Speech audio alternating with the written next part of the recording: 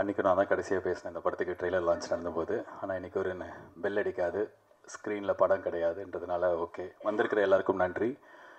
And எங்கள் team ஸ்டேஜில் இருக்கிற எல்லாருக்கும் தேங்க்யூ இன்றைக்கி ப்ரெசென்ட் ஆனதுக்கு. ஏன்னா நிறைய பேர் அன்றைக்கி ட்ரெய்லர் லான்ச்சில் வர முடியல, ஷூட்டிங் இருந்தது. ஃபர்ஸ்ட் ஆஃப் ஆல் நிறையா பேர் நாங்கள் மிஸ் பண்ண ஒருத்தர். ட்ரெய்லர் லான்ச்சில் எங்களால் அவரோட பேரை சொல்ல முடியல. ஸோ இந்த படம் நிறைய பேருக்கு ரெண்டாவது பாதியில் பார்க்கும்போது இன்ஸ்பைரிங்காக இருக்குது. அவங்களோட கனெக்ட் பண்ணுது. எங்கள் வாழ்க்கையில் இப்படி ஒருத்தர் வரமாட்டாரா அப்படின்னு எங்கே வச்சுதுன்னா அது காரணம் அரவிந்த் சாமி சார்.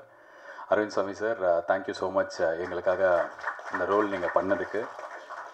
ஆக்சுவலாக அந்த மாதிரி கடவுள் மாதிரி ஒருத்தர் வரணும் அப்படின்னு டைரக்டர் சொல்லும்போது அரவிந்த் சாமி சார் எப்படி இருக்கும் அப்படின்போது அவருக்கு ரொம்ப பிடிச்சது. அப்போ நான் ஐஸ்வரி கணேஷ் அங்கிள் அவர்கிட்ட சொன்னேன். அவர் இமீடியட்டாக எனக்கு ரொம்ப நல்லா தெரியும், நீங்கள் பேசுங்க அப்படின்னாரு.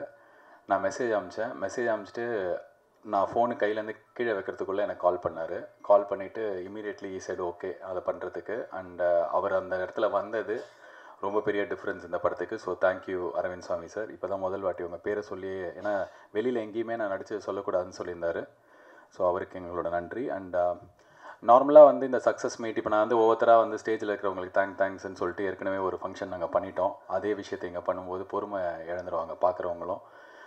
சக்ஸஸ் மீட்டுன்றது ஒரு படம் ரிலீஸ் ஆகி அந்த படம் முதல் வாரத்தில் நல்லா போச்சு, ஆடியன்ஸ்க்கு பிடிச்சிருக்கு அப்படின்னா ரெண்டாவது வாரத்துக்கான இன்னும் கொஞ்சம் ஒரு புஷ், ஒரு ஹோப் கொடுக்கறதுக்காக நடத்தப்படுற ஒரு விழா தான். அதுதான் ஹானஸ்ட்டாக.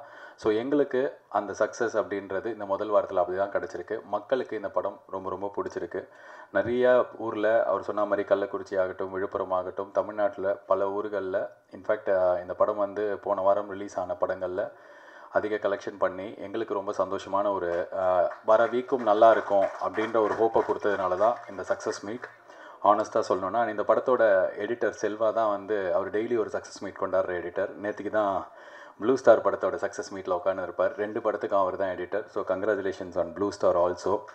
ஸோ அந்த படமும் நல்லா போயிட்டுருக்கு. இப்போ 2வது வாரம் 2 படத்துக்கும் நல்லா இருக்கணும் அப்படின்னு சொல்லிட்டு என்னோடய வாழ்த்துக்கள். இப்போ இந்த ஸ்டேஜே நார்மலாக இந்த மாதிரி ஆடியோ லான்ச்சோ ஏதோ ஒரு சக்ஸஸ் மீட்டோனா யூடியூப்பில் கமெண்ட்டில் ட்ரோல் பண்ணுவாங்க, இல்லை யாராவது சேனலில் ட்ரோல் பண்ணுவாங்க. என்ன இந்த ஸ்டேஜில் இருக்கிற எங்களோட கெஸ்ட்டே ட்ரோல் பண்ணுறாங்க. முதல்ல Chinni Jain sir, South Indian Aamir கான்லாம் எனக்கே சிரிப்பு வருது சார். ஒரு லெஜெண்ட் அவர். ஒரு 40 வருஷமாக சினிமாவில் அவ்வளோ சாதனைகள் பண்ணவர். நான் இப்போ தான் பேபி ஸ்டெப் எடுத்து வைக்கிறேன். ஸோ தயவு செஞ்சு இது மாதிரிலாம் எதுவும் சொல்லாதீங்க சார். எனக்கு பக்குன்னு ஆகிடுச்சு. அடுத்ததாக இமான் அண்ணாச்சி சார், அவர் இப்போ இங்கே இல்லை, டக்குன்னு எங்கே போயிடறான்னு தெரில. பட் அவர் சொன்ன ஒரு விஷயத்தில் எனக்கு உடன்பாடு கிடையாது. ஏன்னா நல்ல விமர்சனம் மட்டும் எடுத்துப்போம், நாங்கள் நினைக்கிற மாதிரி நீங்கள் எழுதினா மட்டும்தான் எங்களுக்கு பிடிக்கும் அப்படின்றது கரெக்டான ஒரு விஷயம் கிடையாது. அது டெமோக்ராட்டிக் கிடையாது. ஸோ பத்திரிகையில் என்ன சொல்கிறாங்க, யூடியூப்பில் என்ன சொல்கிறாங்க, ஒரு ரிவ்யூவர் என்ன சொல்கிறாரு, எல்லாமே அவங்களுக்கான சுதந்திரம். அவங்க எப்படி வேணாலும் அவங்களுக்கு இஷ்டப்பட்ட விதத்தில் தான் எழுத போகிறாங்க. இதை கொஞ்சம் மாற்றி எழுதுங்க, லாஸ்ட் பேராகிராஃப் நல்லா போடுங்க, ஃபஸ்ட்டு பேராகிராஃபில் கரெக்ஷன் சொல்லுங்கன்னு சொல்கிறதுல உடன்பாடு கிடையாது. எனக்கு ஒரு படம் வெளில போயிடுச்சுன்னா எல்லாருக்கும் உரிமை இருக்குது. இந்த படத்தை பொறுத்த வரைக்கும் சந்தோஷமாக நடந்த விஷயம் என்னென்னா, பொதுமக்களுக்கு யாருக்கு நாங்கள் படம் எடுத்தோமோ அவங்களுக்கு இந்த 2வது பாதி பயங்கர இன்ஸ்பைரிங்காக கனெக்ட் ஆகிருக்கு. எஸ், இன்டர்நெட்டில் இருக்கிற ரிவ்யூஸ்லாம் சிலதெல்லாம் எனக்கும் நான் ஒரு படம் ரிலீஸ் ஆகிற வரைக்கும் எவ்வளோ பேர்கிட்ட எடுத்துகிட்டு போய் சேர்க்க முடியுமோ அதுக்கு எல்லா ப்ரொமோஷனும் பண்ணோம். ஒரு 10 நாளைக்கு அதான் நான் ஏற்கனவே சொன்ன மாதிரி ஷூட்டிங்கில் எல்லா ஆக்டர்ஸ் இருந்ததுனால நான் மட்டும்தான் இருந்தேன். ஒரு 15 நாளைக்கு நீங்கள் உங்கள் ஃபோனை ஆஃப் பண்ணாலே என் மூஞ்சி வர மாதிரி எல்லா யூடியூப் சேனல்ஸ்லேயும் இருந்தேன். ஸோ அதுக்கு காரணம் படத்தை எடுத்துகிட்டு போய் சேர்க்கணுன்னு. ஒன்ஸ் ரிலீஸ் ஆன அன்னிலேருந்து இப்போ வரைக்கும் நான் அந்த படத்தை பற்றி எதுவும் பேசலை. ஏன்னா கண்டென்ட் தான் பேசணும் அப்படின்னு நினைப்பேன் நான். ஸோ இந்த படம் நிறையா மக்களோட கனெக்ட் ஆகிருக்கு. ஃபஸ்ட்டு வீக் எங்களுக்கு ரொம்ப சிறப்பாக இருக்குது. ஒவ்வொரு நாளும் கலெக்ஷன் சொல்லும் போதும் ஒரு ஹோப் கிடச்சிருக்கு. நல்லா பரவாயில்லையே, எல்லாருக்கும் பிடிச்சிருக்கு அப்படின்னு சொல்லிட்டு ஒரு நம்பிக்கை இருக்குது. ஸோ இந்த 2வது வாரம் முதல் வாரத்துக்கு ஈக்குவலாக அதோட பெட்டராக இருக்கணும் அப்படின்றதுக்கு உங்கள் எல்லாரோட சப்போர்ட்டும் தேவை. எல்லாருக்கும் நன்றி. அண்ட் கோகுல் சார், ரொம்ப ஒரு பெரிய ப்ராசஸ் உங்களுக்கும் எனக்கும் நம்ம ஆரம்பித்து இவ்வளோ தூரம் வந்திருக்கோம் அப்படின்னா அதுக்கு I am very happy. As an actor எனக்கு இன்னும் கொஞ்சம் பெட்டர் கான்ஃபிடென்ஸ் கிடச்சிருக்கு இந்த படத்தில்.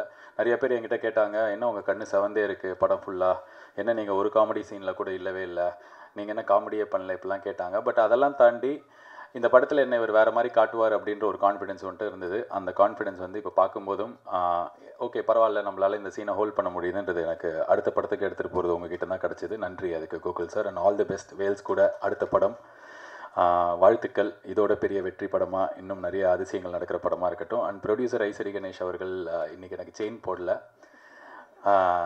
அது என்னன்னு தெரில. அது வந்து சரி, ஓகே, அதை பற்றி என் மனசில் வருத்தம் இருந்தாலும் பட் ஆனால் அவர் இங்கே வந்து இமான் அண்ணாச்சி அங்கே சைட்லன்னு சொன்னார், செயின் ஆஃப் ஃபிலிம்ஸ் பண்ணியிருக்காரு அப்படின்னு சொல்லிட்டு. சினிஜெயின் சார் நீங்கள் சொன்னீங்கன்னு நினைக்கிறேன். ஆமாம், 3 படம் பண்ணிட்டேன். இந்த 3 படம் LKG, Mookuthi Amman, Singapore salon. இந்த ப்ராசஸில் என்ன ஆச்சு அப்படின்னா வந்து எனக்கு வந்து இவர் நல்லவர் அப்படின்னு ஒருத்தர் தெரியும். அவர் என்கிட்ட ஒரு வாய்ப்பு எடுத்துகிட்டு வந்து கொடுத்தாரு. எனக்கு அதை செட் ஆகலைன்னு டேரெக்டாக மூஞ்சியில் சொன்னேன். அந்த நல்லவருக்கும் என்னை பிடிக்க போச்சு. அப்படி தான் எனக்கு முதல்ல அவர் எல்கேஜியும் போது தெரியும், ஒரு நல்ல ஆள் நம்ம படத்தை ப்ரொடியூஸ் பண்ணுறாருன்னு இருந்தது. மூக்குத்தி அம்மன் போது ஐயோ இவர் நம்மளை 100% நம்புறாரு, பயங்கரமாக நம்புறாரு அப்படி இருந்தது. பட் இந்த சிங்கப்பூர் சலூன் ஆரம்பிக்கிறதுக்கு முன்னாடியே எனக்கு வந்து அவர்கிட்ட ரொம்ப ஒரு ஃபாதர்லி பாண்ட் தான் இருக்குது. நான் அவர்கிட்ட பர்சனலாக போய் பேசும்போது என்ன சொல்லுவேன்னா, சினிமாவில் நிறைய பேர் ரொம்ப க்ளோஸாக இருப்பாங்க, பயங்கரமாக பழகுவாங்க. எங்கேயோ வந்து இந்த சினிமா, இந்த பணம், இந்த படம் ப்ரொடியூஸ் பண்ணுறது, நடிக்கிறது, இதில் வந்து ஏதாவது சண்டை வந்து பிரிஞ்சிருக்காங்க. இது மாதிரி நிறையா கதைகள் இருக்குது. எனக்கு வந்து அது மாதிரி இருக்க வேணாம், எனக்கு உங்கள் கூட ஒரு ரிலேஷன்ஷிப் தான் இருக்கணும். அதனால் வந்து இந்த வேலைன்றது நமக்குள்ளே இருக்க வேணான்ற அளவுக்கு ரொம்ப ரொம்ப நெருங்கிய ஒரு உறவு இருக்கிற, எனக்கு நல்லது நடக்கணும்னு நினைக்கிற ஒரு மனிதர் ஐசரி கணேஷ்.